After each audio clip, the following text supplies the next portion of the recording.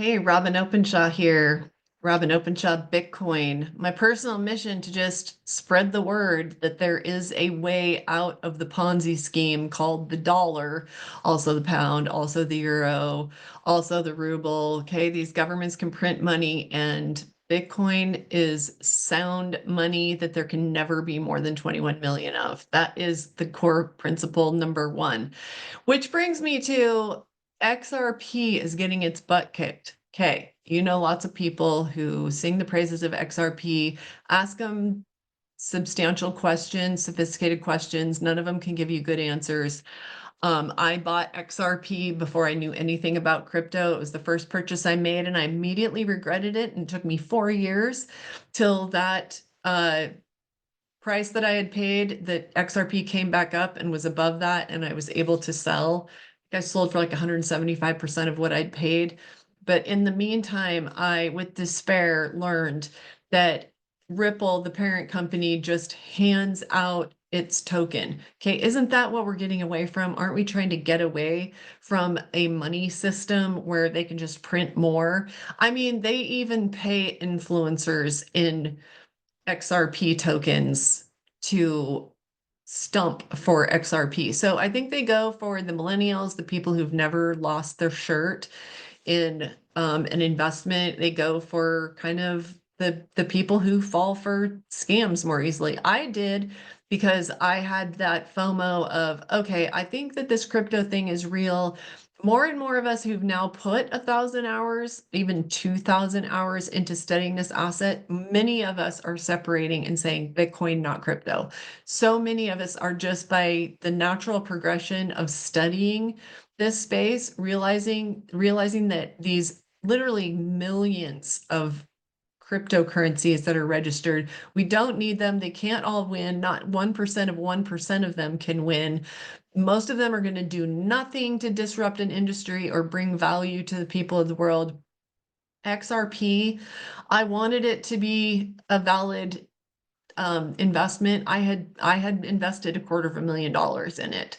And so last year in 2024, I actually sold my XRP, and I had been looking to sell it for quite some time because the more I studied about it, the more any confidence I had in it fell apart. For instance, I found out that one researcher went and looked up the sponsors or the partner companies of XRP on the Ripple website and found out one after another that they had dabbled in XRP and Ripple, and they had moved on from it because it wasn't the lightning fast payment rails of the world that it's been promised to us for 15 years that it is. Lots of other things too, like just the fact that they just run around handing out their cryptocurrency, which means that they're debasing it. And here's another really scary thought, is that XRP tokens, there's that Ripple, the company, has no obligation to those token holders.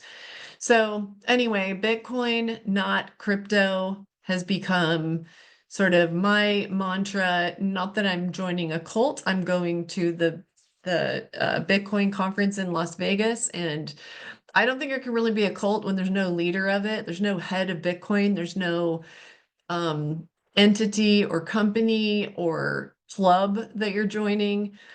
We do like to meet other Bitcoiners who we know, for them to actually show up in Vegas at a conference to go deeper on it and meet some of the luminaries, public figures who've helped us on our journey to understanding how to get into sovereign money and out of being trapped in the dollar.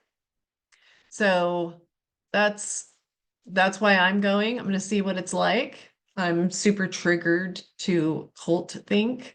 So we'll see what I have to say about it. I'll probably do a video at the conference itself and tell you whether it felt culty or almost religious to me, or whether I just learned a lot. I mean, I'm constantly listening to content on Bitcoin from people all over the world, CEOs, um, like billionaires, people high up in governments. The mayor of Vancouver is out there.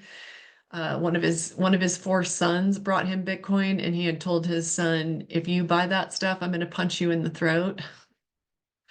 So anyway, there's a lot of interesting people in the Bitcoin movement, and government's starting to pile in. I think personally that the Trump administration realizes that over the next few years they need to quietly like get into Bitcoin as fast as they can, because it is a global arms race. Middle Eastern countries, they don't have to go through a Congress, they don't have to go through what the US does. My guess is that they are accumulating Bitcoin fast. As I record this, it's at 105,000. Because global liquidity has increased so much the last few months. Every other time global liquidity has increased, there's been a huge run up in Bitcoin. So if that trend holds, we should see Bitcoin go up in value. I wouldn't be surprised if in the next few months it's at 130, 150,000 or more. So I hope everybody gets off zero, because zero is the wrong number. If you have so much confidence in the dollar, I would love for you to tell me why. Okay, we're $37 trillion in debt.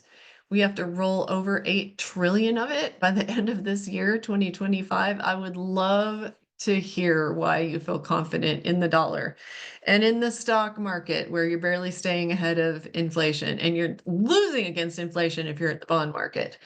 So anyway, next time I come to you, it'll be during or after the Bitcoin conference, and I'll tell you everything, tell it to you straight. I'm always honest, if nothing else, but everybody get off of zero. Okay. You'll thank me when Bitcoin's at 200,000. See you next time.